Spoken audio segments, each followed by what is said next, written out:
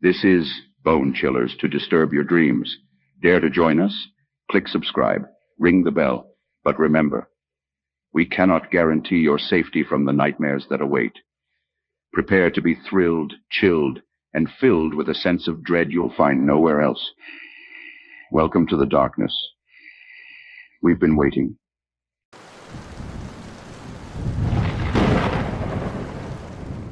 Murmurs in the Shadow Grove. In the hushed, forgotten lanes of Shadow Grove, where twilight perpetually lingered, the dilapidated mansion at the end of the cul-de-sac whispered of a darkness deeper than the night. It was a place untouched by the passage of days, a monument to mysteries that locals only spoke of in hushed tones. They said it was haunted by more than just the spirits of its past, a nexus where reality seemed to fray at the edges, giving way to the kind of fear that seeps into your bones, the fear of the unknown. The story begins with the disappearance of young Ellie Marsden, who vanished without a trace one crisp autumn evening. Her last known whereabouts led to the gates of the Shadow Grove mansion, a place that had stood empty for years, or so it was believed.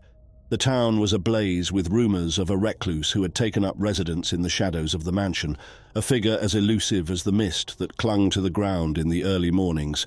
Enter James Harker, a man burdened with his own secrets, who finds himself inexplicably drawn to the mystery of the mansion and the child who disappeared near its gates. James, a writer by profession, had always been fascinated by the stories that lurked in the shadows of human consciousness, those that tapped into the primal fear of the unknown. The mansion, with its whispered tales of unspeakable horrors and walls that seemingly hummed with the echoes of the past, offered an irresistible lure. As James delved deeper into the heart of Shadow Grove, he encountered Olivia, a woman who claimed to have once lived in the mansion. Her tales were woven with the threads of nightmares, speaking of a presence that dwelt within the mansion, one that was as old as time itself. Olivia warned James of the danger, of the madness that consumed those who sought to uncover the mansion's secrets. Yet her warnings only served to pull him further into the abyss. The deeper James ventured, the more the line between reality and the horrors that lurked in the corners of his mind began to blur. Whispers in the darkness spoke to him, voices that only he could hear, urging him to find the truth about Ellie Marsden and the entity that resided within the mansion. With each step, the mansion seemed to come alive, its corridors stretching into infinity, its rooms shifting and changing like a living, breathing entity. James discovered diaries, letters, and photographs hidden within the mansion's walls, each piece a puzzle that, when assembled, revealed the mansion to be a place of convergence, a portal where the veil between worlds was thinnest. Ellie's disappearance was but one of many, a repeating cycle that traced back centuries, each victim drawn to the mansion by forces beyond their understanding. The climax of our tale occurs as James uncovers a hidden chamber beneath the mansion, a place where the air was thick with the power of unspoken rituals. It was here that he found Ellie, or what remained of her, her essence trapped within a mirror that reflected not the room, but an endless void filled with stars. James realized then that the mansion was a guardian of sorts, a keeper of the balance between worlds, and Ellie had been chosen as its latest sentinel. In a desperate bid to save Ellie, James confronted the entity that dwelled in the shadows, a being that was neither malevolent nor benevolent, but merely existed beyond the confines of human morality. It spoke of ancient pacts and the necessity of sacrifice, of the need to feed the darkness that kept the otherworldly horrors at bay. The story concludes with James making a choice, a sacrifice that would haunt the readers long after the last page is turned. He offered himself in Ellie's place, a willing guardian of the threshold, so that she might return to the world of the living. The mansion released Ellie. Her memories of the ordeal faded like a bad dream, while James took his place within the mirror, his last act a smile of both resignation and triumph.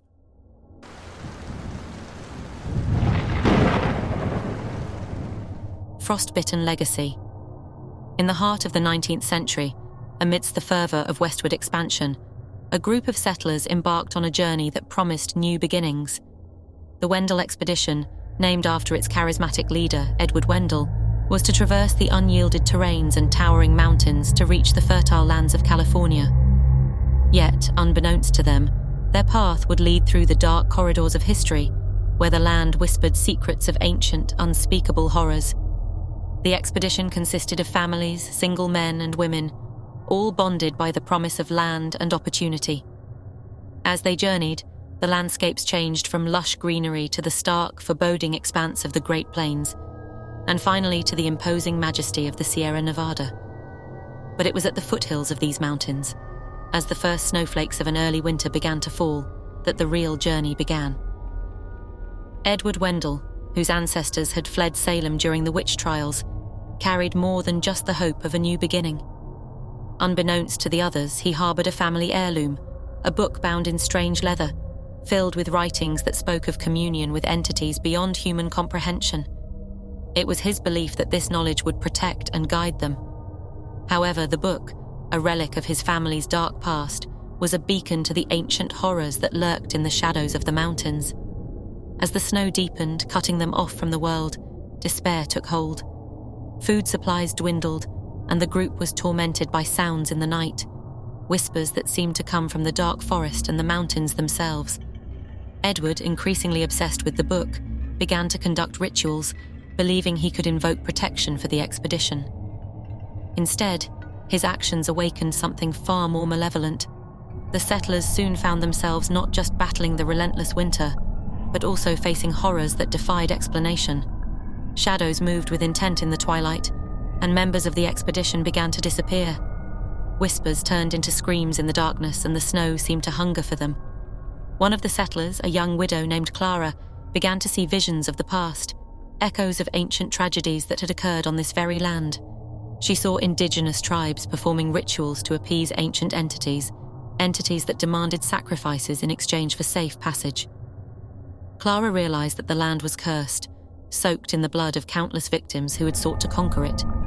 Edward's descent into madness accelerated as he sought to harness the powers he had awoken. He believed himself to be chosen, destined to lead his people through this trial by fire and blood. But the entities he sought to control had their own desires, feeding on the despair and fear of the expedition. The survivors, led by Clara, confronted Edward, realizing that their only chance of survival lay in ending his rituals. In a desperate struggle, they destroyed the ancient book, hoping to sever the connection to the malevolent forces Edward had unleashed. But the damage was done. The entity, once awakened, would not be so easily banished. In a final act of vengeance, it unleashed a blizzard that seemed to consume everything in its path. The survivors huddled together, accepting their fate, as the entity fed on their fear. Days later, when the storm cleared, rescue parties found the remnants of the Wendell Expedition. They discovered the survivors in a state of madness, whispering of shadows and ancient horrors. The land, it seemed, had claimed them, leaving a warning to those who would dare to tread upon its cursed soil.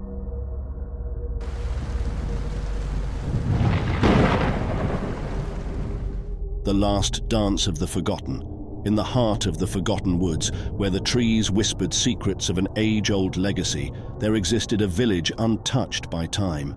This was a sanctuary for a people whose culture thrived in the harmony of nature's embrace, their traditions woven into the very essence of the land. But beyond the protective shadows of the ancient forests, the modern world encroached, hungry for expansion, indifferent to the sanctity it threatened to destroy. Maggie Tallbear, a young woman of the village, stood as the custodian of her people's stories. Her grandmother, a revered storyteller, had passed down tales that stretched back generations, tales of spirits, of man and nature in delicate balance, and of the creatures that dwelled in the shadows, guardians of their ways. These were not mere stories. They were the soul of her people, a guide to living in respect with the world around them. Yet as Maggie grew, so did the outside world's intrusion. Roads edged closer, and with them, strangers who saw the land not as sacred but as something to be used, discarded and forgotten. Maggie watched, heart aching, as signs of her people's presence were erased, one small piece at a time, their sacred sites desecrated, their practices mocked or misunderstood. One night, under the glow of a blood moon, Maggie ventured deep into the forest, to a clearing known only to her people as the dancing ground. Here, it was said, the boundary between worlds thinned, and the spirits of their ancestors danced in the moonlight. But as Maggie approached, she felt an unease, a sense that something ancient had been awakened by the disrespect shown to the land. In the center of the clearing, where the moonlight hit strongest, a figure emerged, its form shifting, flickering between man and beast. its eyes burning with a fire that spoke of deep anger and sorrow. The creature, a guardian of the land, had been summoned by the cries of the earth, violated by those who did not understand the sanctity of these grounds. Maggie stood frozen, watching as the creature moved in a dance as old as the stars themselves, a dance of mourning for what had been lost, and a dance of warning for what was yet to come. She understood then that this guardian was not just a protector of the land, but a symbol of the consequences of forgetting, of erasing the cultures and traditions that had lived in harmony with nature for millennia. As the creature danced, it spoke, its voice a mix of the howling wind and the rustling leaves, telling Maggie of the monsters that truly threatened them, not the spirits and guardians of their tales, but the monsters of erasure, of indifference, of the belief that progress justified any destruction.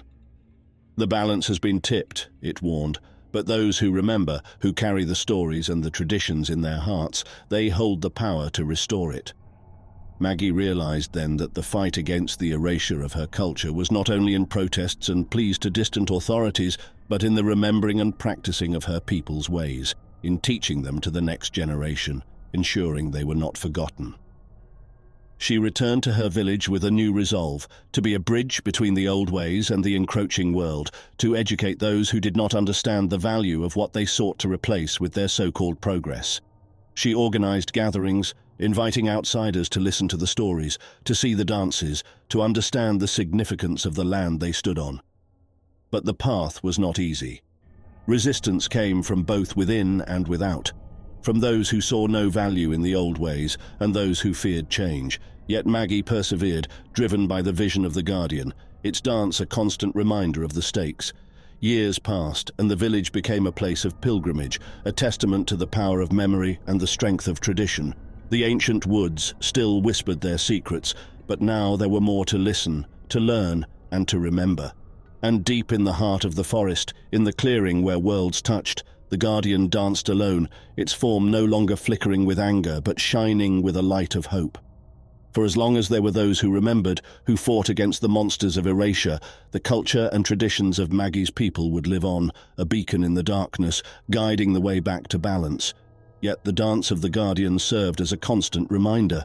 The battle against forgetfulness was ongoing, the monsters of the modern age ever lurking, waiting for a moment of weakness to strike, to erase, to consume. But in the heart of the forgotten woods, a new story was being written, one of resilience, of reclamation, and of a culture that refused to be silenced. The last dance of the forgotten was not an end, but a beginning, a call to all who would listen, to remember, to respect, and to protect the stories and lands that hold the world together.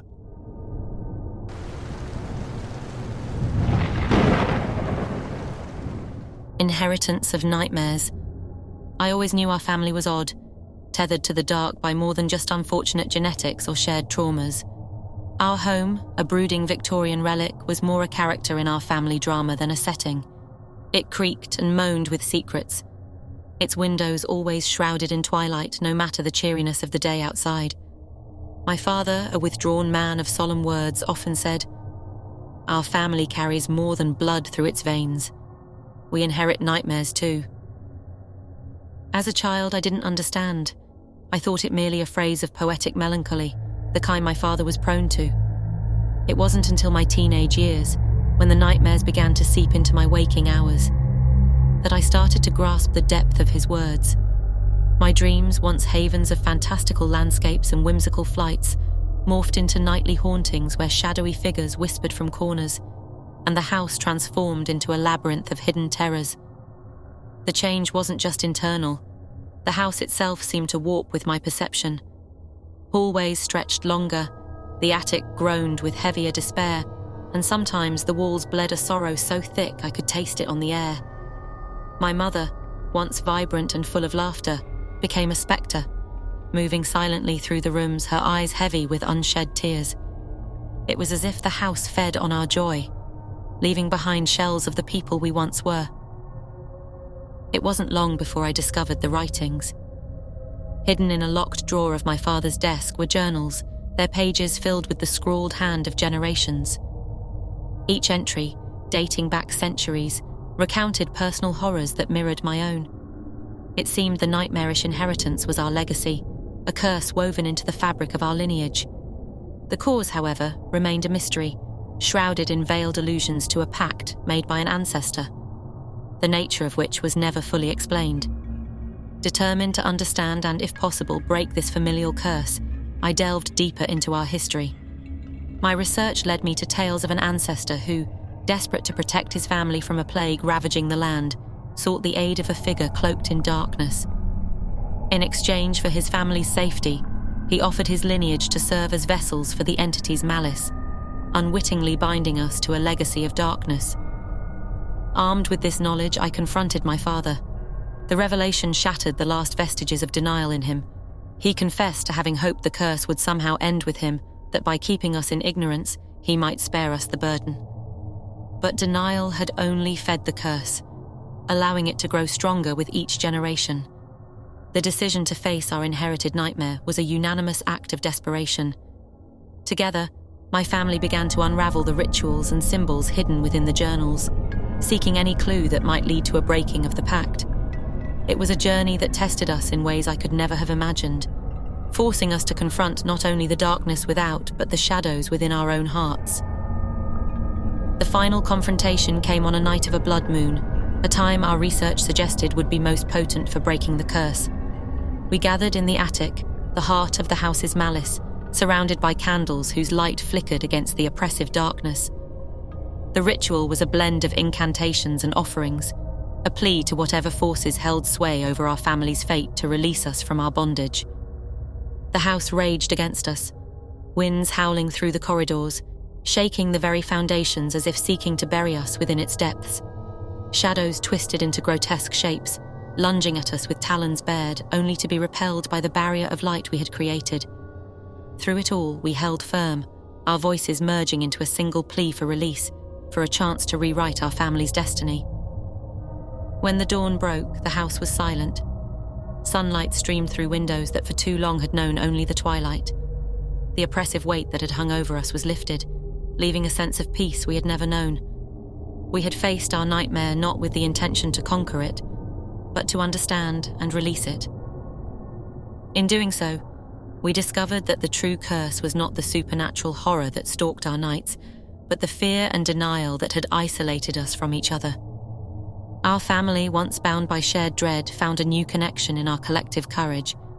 The house, too, seemed to breathe a sigh of relief, its halls no longer whispering of hidden terrors, but echoing with the laughter of a family reborn. It was not an easy peace, marred as it was by the scars of our ordeal, but it was real and it was ours.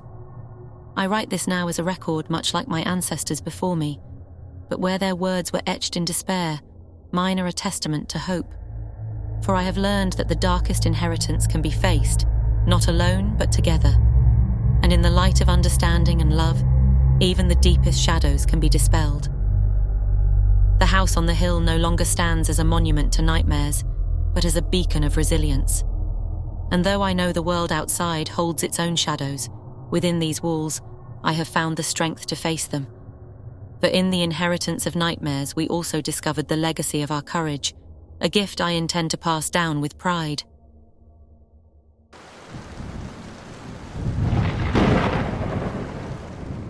The Maze Within. There was a time when I thought the worst thing in the world was being alone in the dark. Now I know it's not the darkness or being alone that should be feared, but what lurks within it, unseen, always watching, always manipulating. My name is Elijah, and this is the tale of how I discovered true fear within the confines of what we inmates came to call the maze. I was just 13 when I first woke up in that sterile white room, my last memory before that being of falling asleep in my own bed. The room was devoid of any personal touch, a single fluorescent light buzzing overhead, the kind of light that seems to suck the color out of everything. There was a door, but it was locked from the outside. No windows, no pictures, nothing to indicate I was still in a world I knew. I was alone, or so I thought. Days, or perhaps it was weeks, passed in a monotonous blur of tests and interrogations. The people who ran the maze wore masks and spoke in distorted voices, making it impossible to discern any emotion or humanity. They seemed particularly interested in my dreams, in which I often saw things before they happened. I hadn't thought much of it before, assuming it was just déjà vu. But here it was different. Here it was a commodity. I wasn't the only one. There were others, kids like me, each with their own special abilities. We were kept isolated, but sometimes we'd catch glimpses of each other in the hallways, our eyes telling stories of fear and desperation that words never could. We were pawns in a much larger game, our humanity stripped away as they tested our limits, seeking to manipulate our abilities for their own shadowy purposes. The real horror, however, wasn't the tests themselves, but the ever-present sense of confinement, of being a rat in a maze with no exit. They controlled everything. Our food, our sleep, even our thoughts through the constant surveillance and psychological manipulation. The maze was designed to break us, to turn us into obedient tools devoid of will. But humans are resilient creatures, and even in the most controlled environments, rebellion can take root.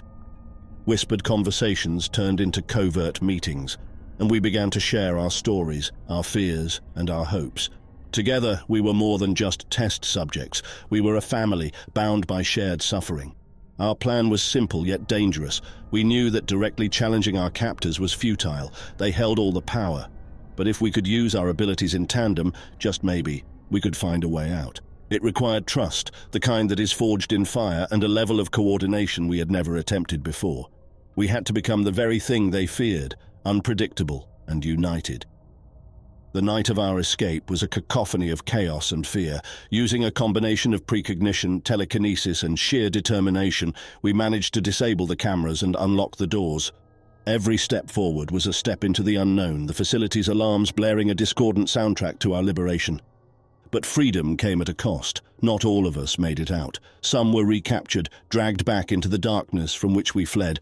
Others paid the ultimate price, their sacrifices a stark reminder of the stakes we faced. The maze was more than just a facility. It was a test of our very humanity, a crucible in which we were forged into something new.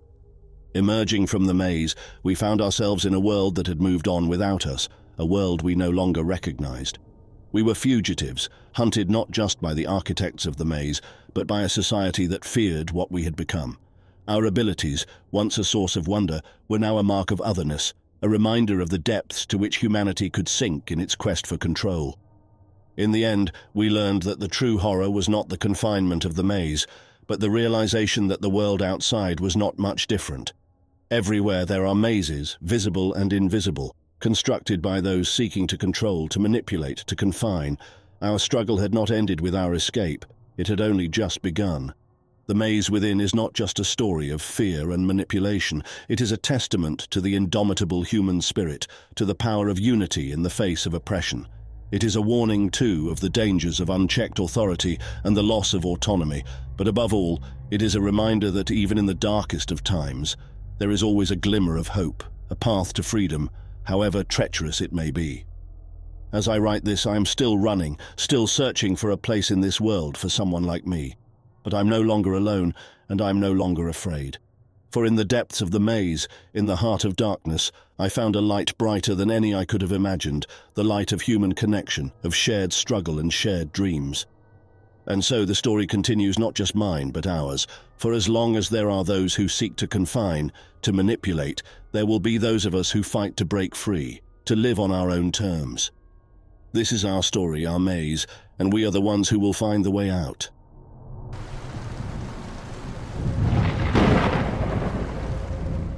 Thank you for watching, and remember, the darkness awaits. Until our paths cross again, stay fearful and stay subscribed.